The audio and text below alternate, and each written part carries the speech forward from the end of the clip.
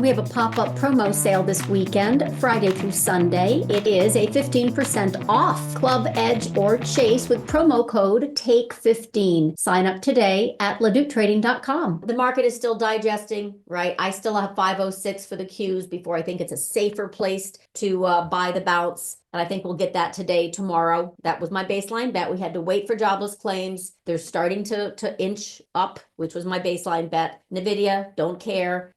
Just wanted to get over with. Okay. So I still think we can have some one more low before we have a bounce. We'll see what happens. And of course, it's the end of the week. It's the end of the month. It just makes a lot of sense to drop into those lower levels like the 506, which isn't that far away. 503 would be the overshoot level, the stuff I gave yesterday. And then have beginning of March, have some more little bounce into options expiration trounce. That's what I'm expecting. And of course, the March 14th deal here with the government shutdown potential. So I'm still in that mindset, and that's what we got. Now, we had a little bit of a pop in oil. Again, dollar. Gold is continuing. That was my theme here, that I'm expecting gold to soften, and I did a write-up about that in live trading room notes yesterday. And then, of course, yields are falling into that 4.2 area. So I'm still expecting yields to get down into that 4.2 area, even if we had a little bit of that's the green right here you see on the scene. So 4.2 is now my baseline bet. It was 4.35. Blue hop on the 12th, which is when I said right here, I said it's time for a yield spike, because I could see that it was going to get above here. And this is really strong support. And this just gapped down below it like it was not even there. So anyway, 4.2 is what I got. And that means if you're bond long, start to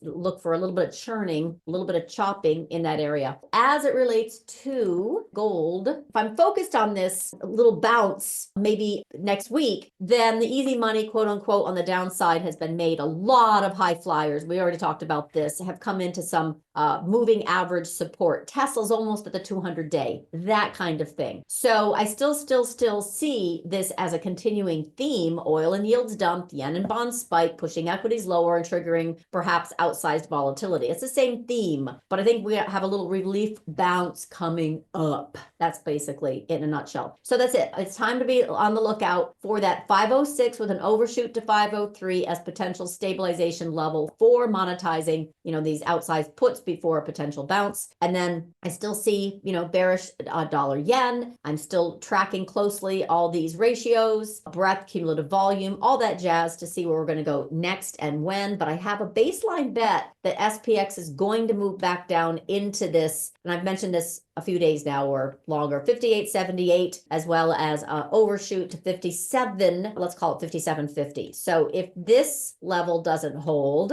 then this is the level we see next. So that's it. And then we really had a boring yesterday. Bitcoin approaching its 200-day. Tesla is that 300 was a magnet, overshoot levels updated, but really the 200-day is at 277. Doesn't mean it can't overshoot by a few dollars. I mean, come on, 271 for a Tesla is not a big deal. But I think that once this rate of descent slows, it should have a very strong oversold bounce. So still looking for these levels. It's just all about the levels. And lead, China plays. They did move higher in Hong Kong, but this morning they're still just at very elevated parabola type levels. And you know how I feel about it. I think this is going to be a parabola over there. We got to play it a little bit more carefully here. Anyway, I would really like to see NVIDIA at 119 as a level of support where it gets defended for that next bounce. I may not get that. And then, of course, we had some really good plays. But one of the reasons why I like this gold short that I saw actually, and oil followed, yields followed, equity followed, but not gold, is that commodities are starting to soften, right? Like orange juice is down 46% since December. And usually soft commodities lead on the way up and on the way down. It's a rule of thumb. It's not a high correlation all the time, but you can see I'm a little nervous about gold or I wouldn't highlight it so much.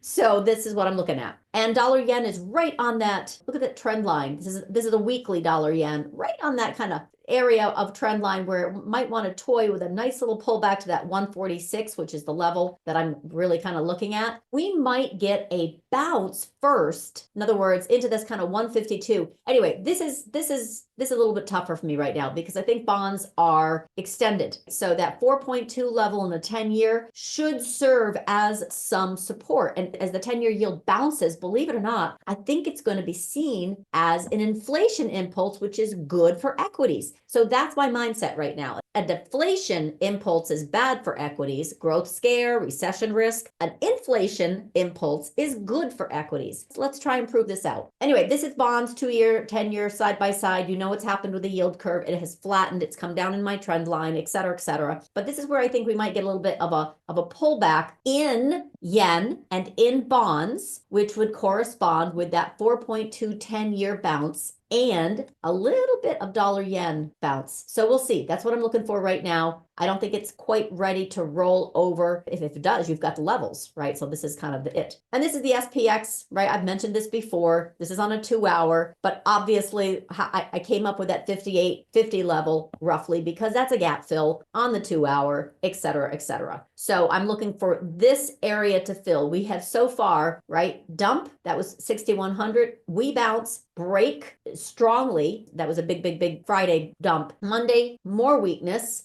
Tuesday, we got this reflexive bounce with Wednesday, but it looks like it wants to kind of retreat. So we'll see. I'm still in the opinion that we're going to fill that gap, and then that will kind of serve as some ballast for a move higher. And then the MAG 7 ratio, little weakness coming down into that trend line where we better get defended. The market is absolutely not pricing in any recession risk. None of these high flyers that have reverted and probably get bid back up. None of the market big tech earnings have priced in recession or a growth scare. And I think that's actually something to keep in mind. And I'm fascinated anyway, just by the whole kind of concept that that's how bullish the market really is. There is absolutely no large cap price that has discounted the probability of a recession over the next 12 months. Investors just aren't worried. 0%, right here, 0%. This is the price target that everyone has on their radar in this kind of 62.50 area, and that is zero expectation of a growth scare, an earnings recession, an economic contraction. Zero. This is Data Trek. By the way, they do excellent research. I use their stuff once in a while to kind of show you. I don't know. Color me skeptical. This is what happens when you do have a price decline, and it's fascinating because if you're just big money and you're kind of looking at earnings, which is the fundamental way, then you really do paint your picture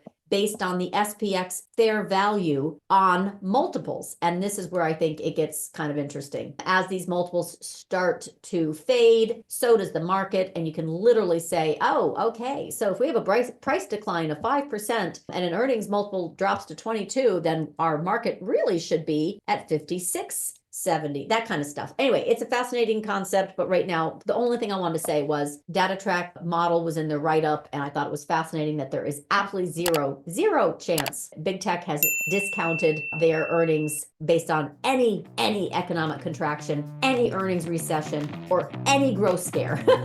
All right, that was it, my rant. Join Club today to engage with Samantha and her team of 10 experts. Scan this QR code or click the link in the description. Subscribe to LaDuc Trading YouTube channel for more live trading room recap videos and other content.